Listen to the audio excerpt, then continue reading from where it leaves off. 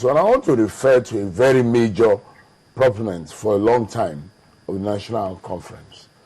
Asiwaju Bola Tinubu has come, he landed in Nigeria, and everybody was expecting that he would land and embrace the fact that, Jonathan has done one thing finally.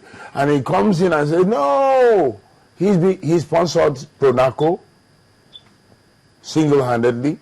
He was the major proponent of keeping this spirit going, that we need a national conference in different ways. He was part of the Yoruba agenda. Now, he suddenly does a volte-face. Right. So, why I brought him in is this. If such a prominent personage as Bola Tinubu, for reasons best known to him, which are definitely not altruistic and definitely not in the interests of Nigeria, they're not patriotic reasons, cannot be, it makes a volte-face. Who thinks that nearly every Tom, Dick and Harry in Nigeria has access to social media now? So the fact that 10 million people tweet in one direction, so for me, does not preclude the facts and the truth of an issue. But even more importantly, most of the statements of men are based on what became the major plank of Henry Oka's affidavits in South Africa. And these were plainly debunked in court. And if they were still in existence, he would not have been sentenced as he was in South Africa. So it is just raking up old ashes and trying to bring up old phantoms, all in a bid to discredit this process. It does not remove from the credibility of the process, and we do not expect that when you try to kill a snake, it's going to sit down and watch you. This conference is going to bring about not just restructuring in the sense of politics, it's going to bring about restructuring in the sense of social harmony, and restructuring in the sense of economic development and growth. Most especially, you're going to find out at the end of the conference that the issue of corruption is going to be tackled very primarily. Now, let me quote Ngozi Okonjo-Iweala, when you attack corruption, corruption fights back. All these are examples of corruption fighting back, organized systems to discredit this process of the national conference. In fact, I would have thought that men would be the first to embrace and welcome this. Say, at last, our issues are going to be discussed. We have a chance to put forward our own views. That is why that's why I put this purported or putative men statement in the same light with Asiwaju Bola Tinubu's statements. Both of them have to have, I don't know where they're coming from. I really totally am bemused, and I am not sure that we should pay too much attention to this. Nigerian people will speak, and what they say will matter. Colonel, I thought we'll just go to Abuja so that we can, let's just finish up in Abuja and then come back to Lagos finally. Okay. Dr. Mero? Yes. Are issues of insecurity, for instance, going to be tackled? Because that's the major issue in Nigeria today. Issues of insecurity. Insecurity. During the conference. During the conference, because this is, you're going to give advice. Is it? Yes. Will it be among the things you will advise to be looked at? Issues of insecurity and terrorist activities.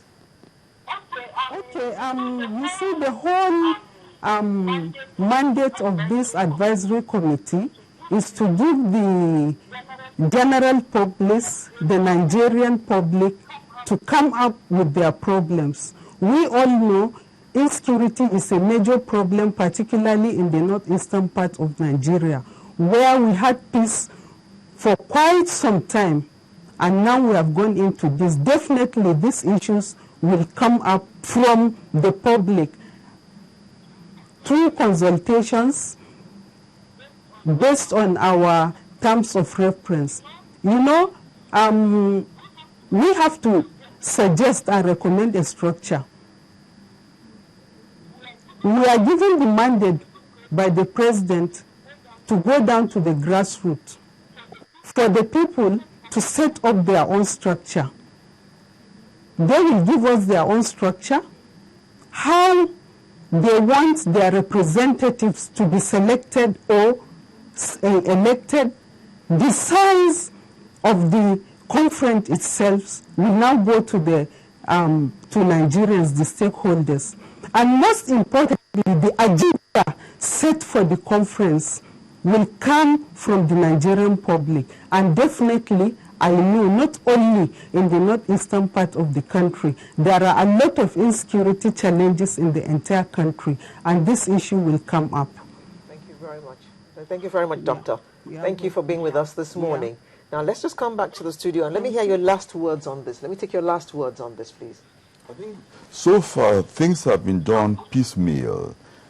We go for security policy changes, we go for agricultural food changes, we go for dealing with corruption.